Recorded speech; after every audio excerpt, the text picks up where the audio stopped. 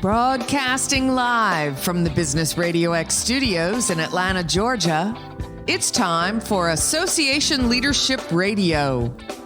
Now, here's your host. Lee Cantor here, another episode of Association Leadership Radio, and this is going to be a good one. Today on the show, we have Sharon Newport with Sharon Newport, LLC. Welcome, Sharon. Thank you so much for having me. Well, I'm excited to learn what you're up to. Tell us a little bit about your practice. How are you serving folks?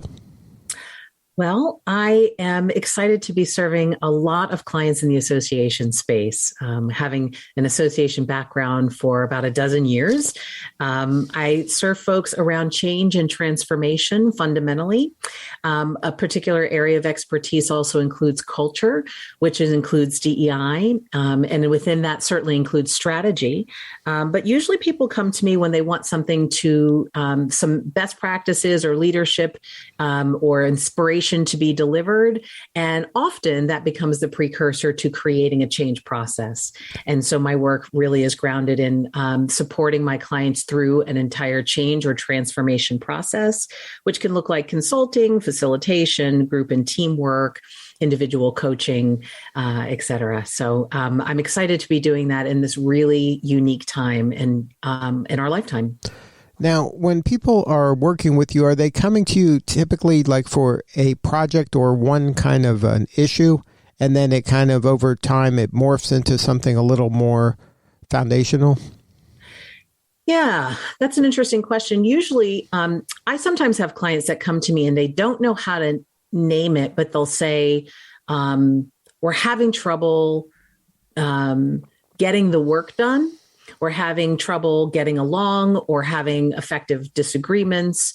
We know strategically what we need to be doing and everyone's really clear on their job, and I'm making up a scenario, but we're having trouble as a team being with each other, or we're having trouble being effective with our use of time, or we're having trouble figuring out the best way to navigate hybrid life, et cetera, et cetera.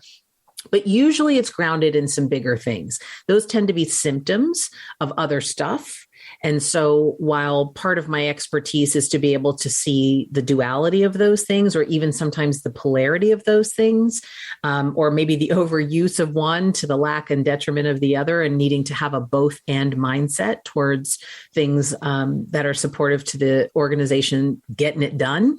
But the other thing that people really want right now is support around diversity, equity, and inclusion work in a way that's not checking the box, that's not isolated to one area of the association or the organization, but really baking it into everything that the organization does, not only across staff, but across the board, across what is given to membership, what are all the IT systems, what are all the lenses. And while I don't have the expertise in every single one of those areas, my expertise is supporting their mindset, their thinking, their knowledge and discernment to make good choices and build effective processes and attract the right partners and further down the line around change, to be able to make the kind of transformation that is lasting. And that is the difference between change and transformation, is that change might be a shift and it might not be forever. It might be to navigate a new thing, but it might not need to be forever. Transformation is fundamentally changing form so that it never goes back to what it was before. And so my clients often come to me when they don't know how to put their finger on it, but they know it does have something to do with the human component. And so I use not only some of the areas that I've named, but I also really use neuroscience and somatic work, which is work around the body, and being able to help create awareness and understanding about the language of the body, the language of how neuroscience, there's some stuff around neuroscience, I would say I dabble on the edges on that, but teaches us how to show up better as leaders and use more resources and messages from our bodies and what we're learning from each other and being with each other around that can really get at the nonverbal component as well as the energy in a room, so that we are really better supporting the effective, lasting change that we seek to create. Now, as catalysts for change, I think associations are uniquely qualified to be the leaders in this area and to really lean into this DEI and this transformation, because if they are doing it from their lens, then their members hopefully will learn from them, and they'll be role modeling the behavior that we all would like. So I think that there's definitely a need, and it's exciting that there is a desire for the associations to kind of lean into this and be the role models for the others in their industries. Yeah, well said. Is the role model component is really important, and that also includes the board, right? And supporting all leaders to be able to model the way and be in that. But it also changes their knowledge and discernment on how to influence the future of the organization. And so you've said it well, and that is also, I think there's often expectation that we just do some things and we get it done, and it doesn't work that way. So it really does require the indefinite long-term commitment that we do in steps in order to avoid any sort of urgency bias that we might feel, but really be willing to step forward, because there's a lot of slowing down that has to happen sometimes to really make sure that we are gaining that wisdom rather than biasing action over knowledge. That wise action once does not mean we know how to do it again. So we want to make sure we have the knowledge.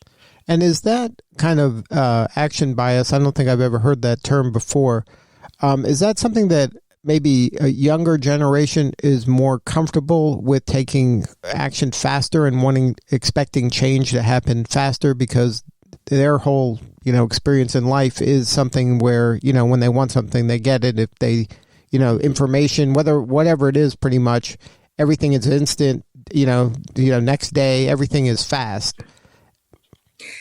That might be true, but I would say in my experience, action bias or urgency bias, and I would say, the other side of that would be reflection and slowing down. I think I experienced that from all generations. I think that I think it's natural that when people decide something needs to change or transform, there's an excitement about that, right? We start to get a glimpse of what that future state could look like, and we're comparing it to where we are. And we go, oh, I want to get there. I want to get there right now. But there is absolutely a journey that must take place to change form. And we often as humans get so excited and go so towards moving towards action and urgency that we can skip steps and not realize that part of the process is being in process and being uncomfortable and learning and growing and having reflection time. Otherwise, we are naturally going to miss some of the things that, some of the ingredients that are required to come out with this new preferred future state. So in any change or transformation work, whether it's DEI related or not, it is an ongoing conversation I'm always having with my leaders around that, because it can actually create real unintended consequences. And I'd like to fit in whenever there is a change in my own world, in my own life.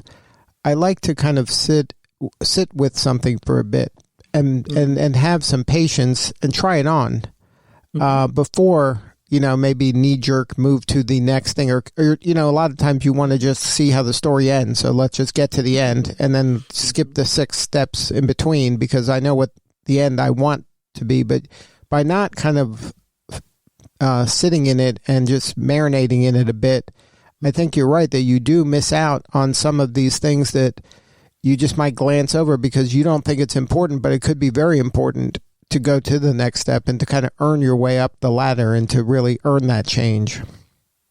Absolutely. And yeah, I'm curious about the earning that change. And I want to clarify that it's a decision a lot of the times to make the change. So sitting in the reflection doesn't create the change, right? We know that. You do have to take action and do behavior and all of that good stuff, but you will not necessarily know how to hold it and keep it indefinitely without some of that reflection time. Yeah. So you have to build that in. And is that kind of an aha moment for your clients when you're like telling them, okay, we can get there, but we have to kind of leave these oases where we just hang a bit. And it may seem like we're not doing anything, but believe me, things are happening underneath the surface here. No, that's exactly right. It is a big aha moment because most people don't realize that thing in us that has us moving towards those urgency or action biases. And frankly, I've always had clients appreciate me pointing it out. That's the aha that's exciting. The hard part is sitting in that. And part of my role is supporting their ability to see what they are gaining as we slow it down. We don't stop. We're still in process, but they want to leap to like 5 things, and I'm recommending 2 or 3, maybe, for example. And as I'm walking through that with them, I'm continuously pointing out the value of our pace. So because part of what I'm also trying to do is literally recalibrate the energy and the velocity that they are accustomed to, likely way in their muscles, that supports their ability to help everybody else in the organization, because I'm working with the leaders, right? And we want everyone else in the organization to attune to that, so that it slows the whole organization down without having to yell, slow down, everybody, right? We want them to attune to this leader who is changing the pace at which we do this work.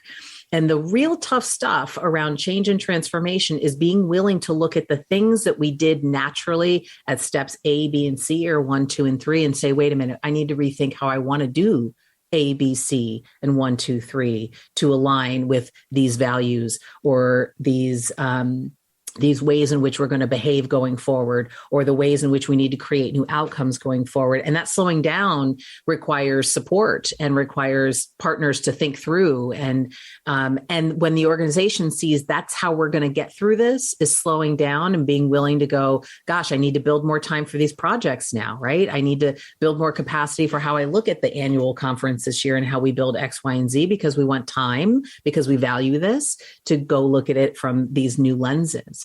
And so you're right. And it's the doing that's harder than the mindset. Once I point it out a few times, they get really excited about it, but it is the learning how to do it that can be challenging and exciting, I think, for people at the same time.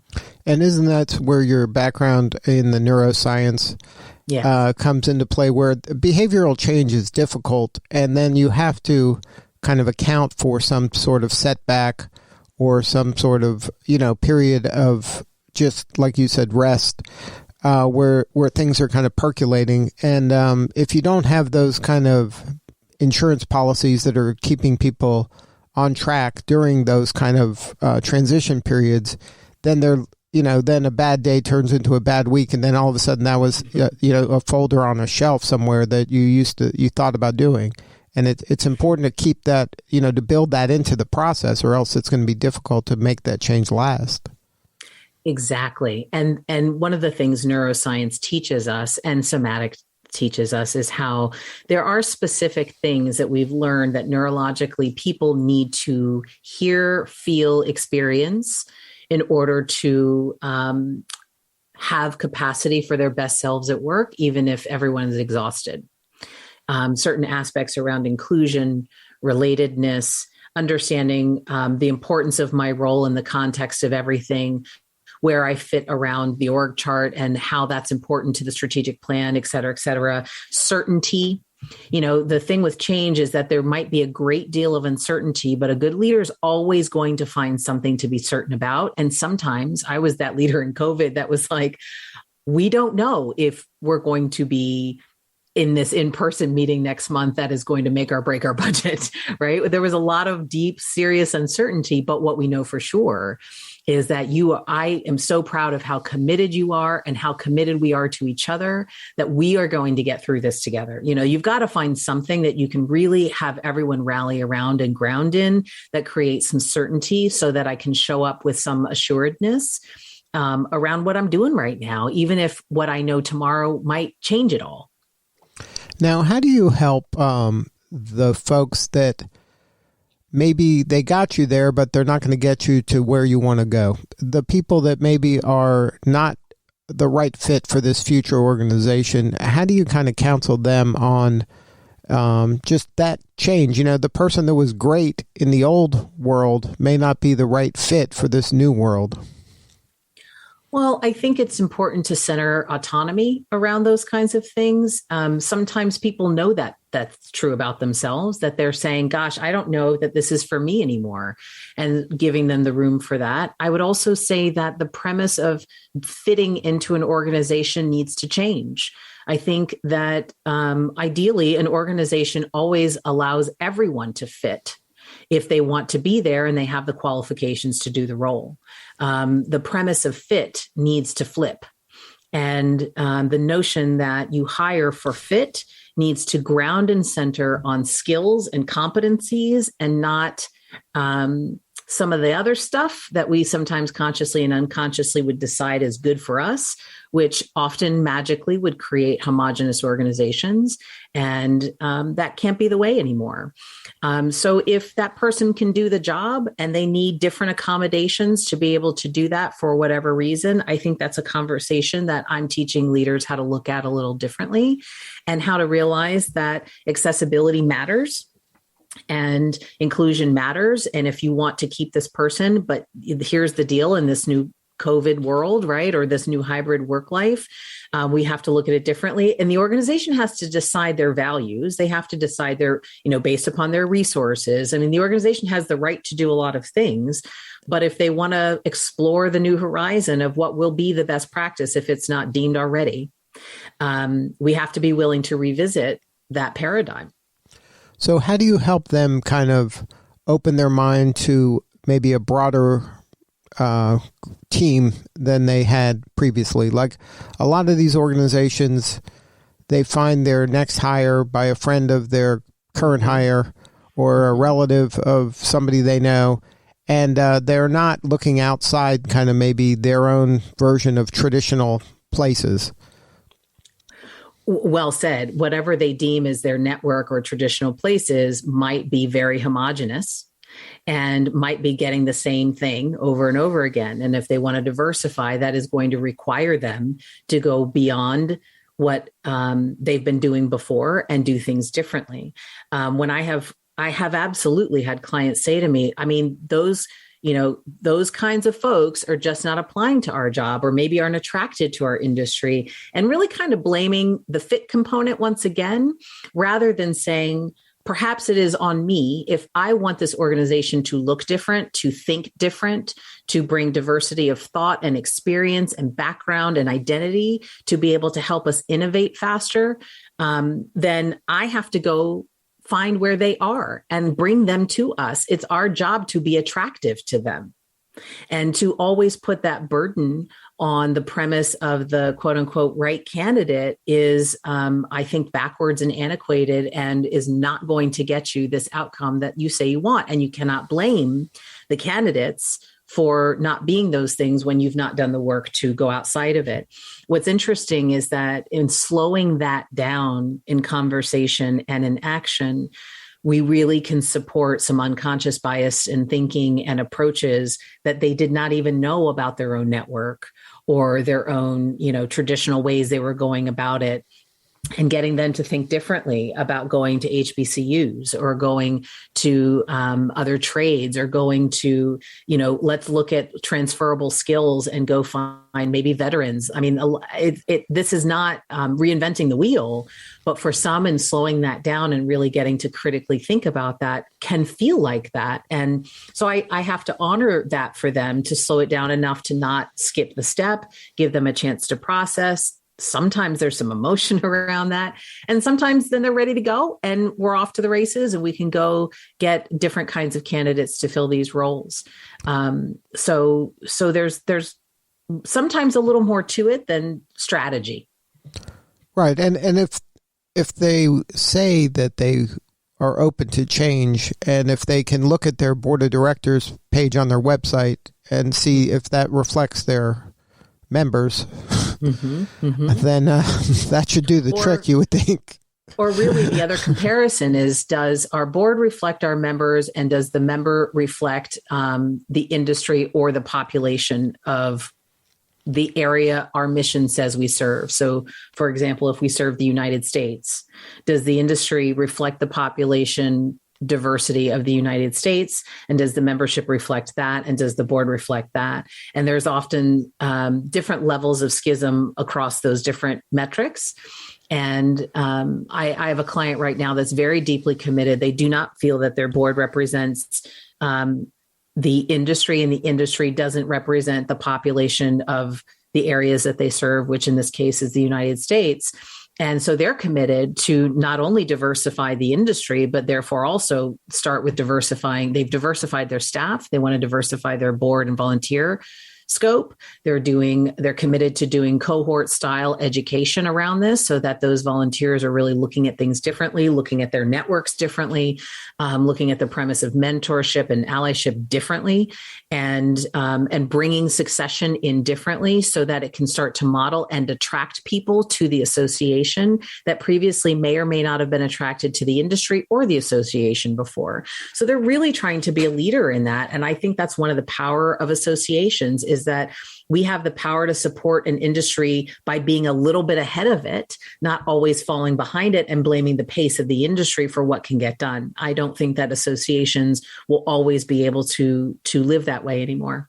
No, I think it's imperative that they are the leader. And I think that the ripple effect is real, and that if they are walking the walk, it's a lot harder for those industry members to say that it's impossible if the association that serves them is demonstrating it is possible. That's exactly right. Yes, I think we completely agree. And from the association side, I would say that's part of what makes the work really exciting and innovative and different, and being able to create really generative discussions for that industry to explore itself, its evolution towards change as well. So any advice for the association leader that, let me reframe it. Any advice for the young person out there who's considering getting involved in associations, whether it's just they're an industry person and they want to be a member of an association, or maybe pivot their career to open themselves up to a career in serving associations? Because I think that that's an opportunity for young people to really accelerate their career if they'd like that. Yeah. So from the premise of becoming a member of an association, I would say, whatever industry you're in, go seek out the association or associations that serve that industry and get involved. I would say join, start to dabble in some volunteerism. There's likely some sort of micro volunteerism where you can start to see what it's like to participate in something much greater than yourself, which is what I believe what it's like as a member of an association to work on the association side from the volunteer perspective. So without question, don't hesitate. Just do it. Just do it. You're going to learn a lot about yourself. You're going to probably get more out of it than you'd ever give. And you'll learn about your profession. And whether you stay in that profession or in that job or not, your association will be able to, that association experience will help you grow in a really, really powerful way that you might not know how to measure until after you've had the opportunity to engage. For those who are interested in working in associations, I of course say do that. I have a testimony for that as well. I've been on both sides.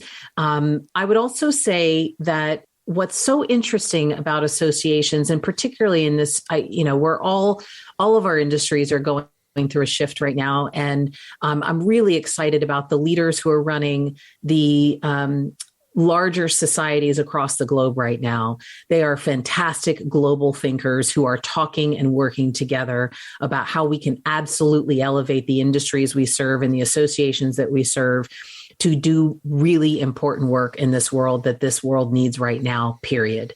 And not doing that in isolation, but doing it in community. And that is what associations are built upon, is hearing diverse voices from multiple layers of volunteers who influence ultimately the way the association leads that industry to its future. It has a deep grounding in belonging that is possible, not always happening, but possible. And to be part of that is from the staff perspective as well as the volunteer perspective. In my experience and in those that I work around constantly. I pretty much say we all feel.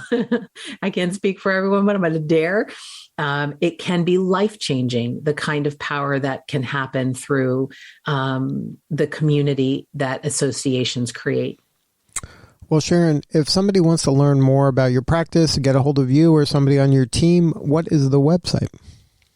My website is sharonnewport.com, SharonNewport.